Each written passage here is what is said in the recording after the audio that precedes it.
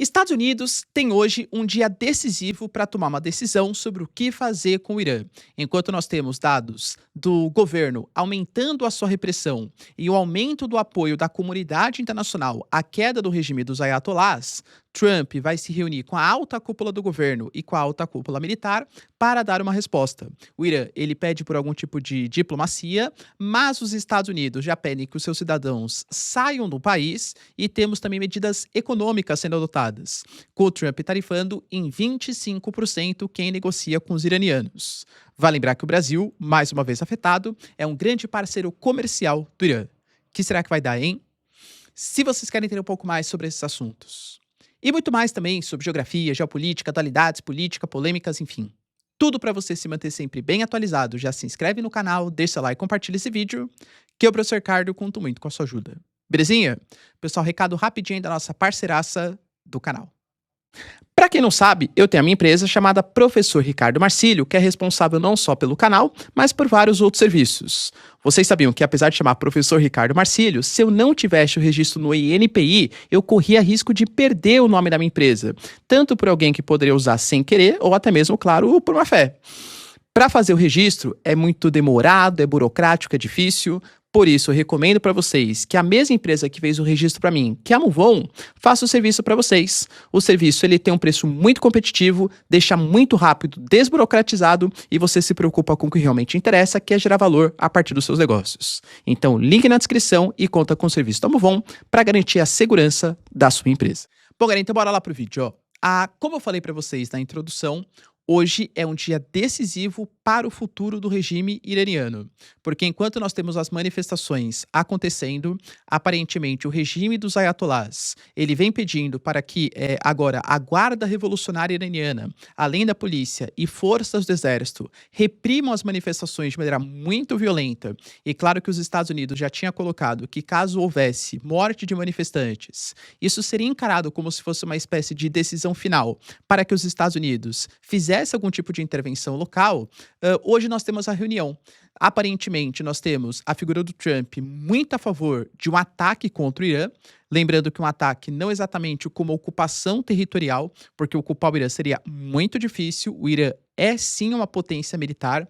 O Irã ele tem um sítio ali, né, um espaço geográfico muito complicado, com áreas áridas, com áreas montanhosas, com conhecimento territorial dos militares que ali estão muito superiores, claro, aos Estados Unidos. E claro que também tem a capacidade de mísseis de longo alcance, que poderiam pegar embarcações americanas, em bases militares no Catar, bases militares do Iraque, na Síria, enfim, tudo da presença dos Estados Unidos. Só que, claro, os americanos talvez não façam essa ocupação do território iraniano, mas podem atacar pontos estratégicos, pontos militares, pontos de governança, por exemplo, onde está o Ayatollah. Com certeza, informações de inteligência, o Mossad e os Estados Unidos têm sobre as lideranças militares e políticas iranianas. Além disso, o Irã, a gente tem que tomar um cuidado, porque não é um país simples. O Irã também é um grande mosaico. Os persas, eles são maioria, mas uma maioria plena. Nossa, que grande maioria. Você tem ali os baluches, que são separatistas, você tem a presença de judeus, a presença de árabes, você tem, por exemplo, interesses estrangeiros no que é um dos maiores países do Oriente Médio, sejam os azeres, os turcos, Israel, por exemplo, que tem grande interesse, a Síria hoje, de Al-Jolani, que não compactua com o regime dos ayatolás, o próprio Iraque, por exemplo, que mantém relações dúbias, algumas milícias apoiam um pouco mais, o governo central às vezes um pouco menos, enfim. O Irã, ele é um país muito pressionado e que sofreu grandes baques em relação aos seus aliados regionais, seja o Hezbollah, seja o Hamas, seja a Jihad Islâmica. Além disso, o Irã, pressionado pela volta das sanções, pressionado pela crise hídrica e, claro, por grandes protestos que acontecem da geração Z. Para quem não sabe, a geração Z é a população que vai de 16 até 30 anos, que vem se manifestando e provocando troca de governos, seja no Nepal, seja, por exemplo, no Peru também tivemos manifestações. Esses protestos dos jovens insatisfeitos com escândalos de corrupção, com opressão política, com falta de financiamento para os jovens terem acesso ao seu primeiro emprego e, claro, com auxílio das redes sociais, eles vêm conseguindo promover mudanças sensíveis na organização política mundial. pode perceber, por exemplo, que o Irã, quando percebeu que as manifestações estavam se aprofundando, já trouxe um bloqueio da internet, cortou a luz em alguns setores sensíveis e agora está tentando fazer tática de jamming para interceptar, por exemplo, até o Starlink, para que não consiga fornecer internet para tentar coibir essas manifestações. Só que o que existe hoje é uma transformação em relação aos protestos passados. Porque se a gente for pegar hoje, cara, o grande líder não é o Pezeshkian, que é o presidente, e sim o Ayatollah Khamenei. Estamos falando de um senhor que tem mais de 85 anos e uma saúde muito debilitada. Em meio a todos esses protestos, enfim, a gente vai ter um novo Ayatollah saindo do poder? Será que talvez a doença ou a morte dele não possa significar também uma troca de governo? Claro que isso é um fator muito sintomático. Outro ponto, nós temos um grande apoio da comunidade internacional e uma liderança externa, que é o descendente do Shah Reza Pahlavi, alegando que ele é o presidente legítimo. Por exemplo, ontem, o Friedrich Merz, que é o chanceler da Alemanha, estava na Índia e ele falou que ele está vendo, ele está testemunhando os últimos dias do regime iraniano. Temos também, claro, a figura do Trump, que já se mostrou capaz de fazer intervenções estrangeiras, promover troca de governos. E o Irã, que é um país riquíssimo em petróleo, que controla o Estreito de Hormuz, país extremamente populoso, e que a cabeça do povo que age contra os Estados Unidos e contra o seu pupilo, vai entrar, seu aliado no Oriente Médio, que é Israel, pô, uma troca de governo seria sensacional. Os Estados Unidos sentem muito a Revolução de 79, que tirou o Shah Reza Pahlavi para colocar o regime dos ayatollahs. Então, toda essa coordenação, todos esses fatores fazem com que uma troca de governo possa ser cada vez mais provável. A porta-voz do governo, que é a Caroline Leavitt, falou que o que se ouve no particular é muito diferente do que se ouve no privado e que o presidente ainda vai analisar as mensagens que foram colocadas pelo Irã, porque o Irã aparentemente está pedindo para que hajam negociações, até negociações do programa nuclear. Vale lembrar, galera, que em 2015, Obama e Irã assinaram um acordo nuclear, o Trump se retirou desse acordo em 2018 e desde então o Irã dificultou muito vistorias da Agência Nacional da Energia Atômica, começou a enriquecer urânio bem acima do permitido, acima de 60%, que geralmente, claro, é para atividades bélicas, ou seja, para possivelmente ter uma arma nuclear. O Irã aparentemente está disposto a fazer um acordo com os Estados Unidos.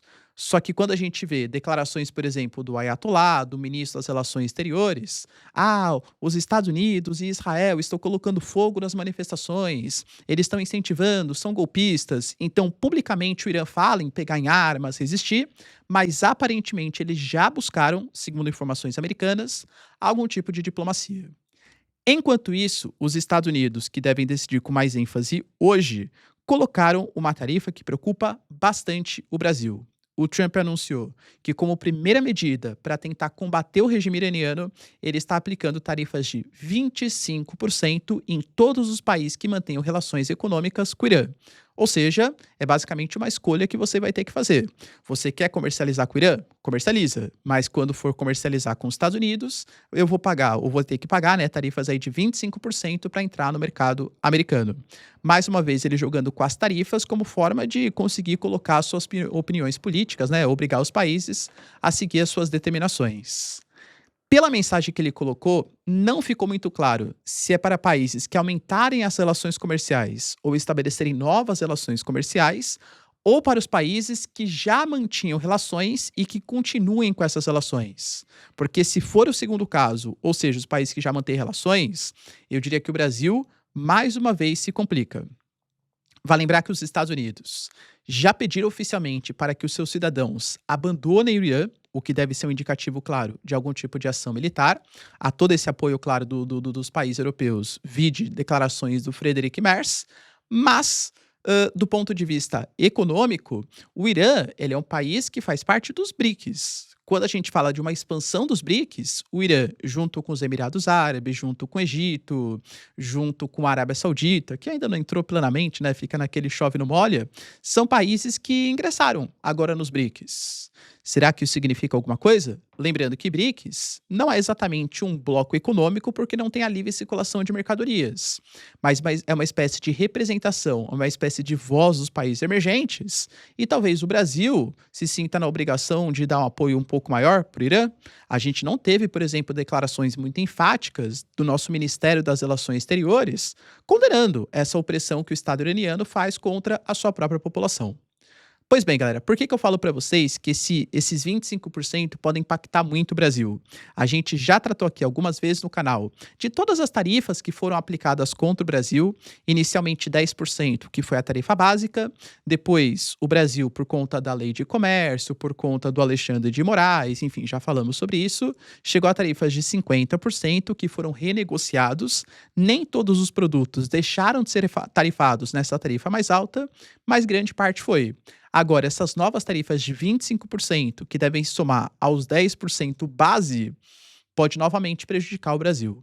O Brasil hoje, ele tem o Irã sim como importante parceiro comercial. O Irã hoje é o 11º país para quem o agro brasileiro mais vendeu, com destaque para milho e soja, e corresponde mais ou menos aí a 1,73% das nossas exportações, valor aproximado de 3 bilhões de dólares. O Irã não é um país irrelevante para as nossas relações comerciais. Para vocês terem uma noção, tá similar ali, tá? Ao que o Brasil exporta para Japão, Egito, Turquia, Indonésia, Índia, que é o nosso aliado ali dos BRICS. Em relação aos produtos que são importados, o Irã ele aparece na 42ª colocação, ou seja, não é um destaque tão grande assim, mas eu diria que tem um produto que é muito importante, que é a ureia, muito utilizado para a produção de fertilizantes. Não é o maior, tá? A gente tem o Canadá, a Rússia, a China como países que mais vendem para o Brasil, mas querendo ou não, é um insumo importante para os fertilizantes que aumentam a produtividade agrícola do agro brasileiro. Também se destaca a uva passa, o pistache, mas também, né? Se bem que pistache está na moda, né? Mas enfim, acho que não é tão relevante aí quanto a ureia. A gente não sabe se realmente o Trump ele vai colocar para jogo essas medidas, porque o Trump a gente sabe que ele fala, depois volta atrás. Por exemplo, ontem mesmo, a gente até falou aqui no vídeo, cara. Eu lembro, tá? Mais do que o Trump. Um repórter perguntou: Trump, você está falando aí de tarifas tal? Eu lembro que lá, quando você anunciou as tarifas, você falou que essas tarifas seriam boas para o governo americano, para a população americana, porque estaria protegendo a indústria nacional.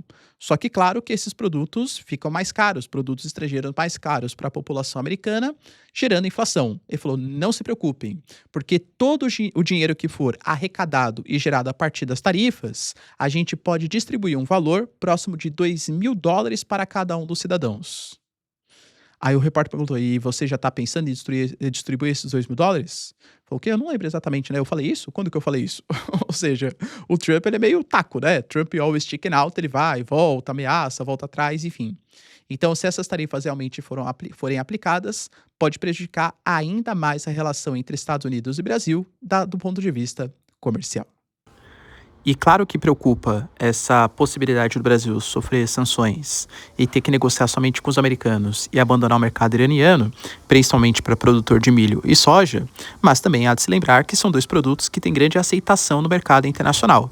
Ou seja, se a gente conseguiu superar, não com grande facilidade também, mas a gente conseguiu superar um período complicado de taxações dos Estados Unidos, que é a maior economia do planeta, a gente também pode superar essa possível falta de mercado iraniano. A China alegou que não vai aceitar, porque a China também comercializa com os iranianos, alegou que essa tática dos Estados Unidos compromete a economia internacional e há a possibilidade, sim, de uma nova guerra comercial. Beleza, pessoal? Deu para entender os principais acontecimentos? Se vocês curtiram o vídeo, então, ó, já deixa o like, se inscreve no canal. Tamo junto, beijos, abraços e tchau, tchau.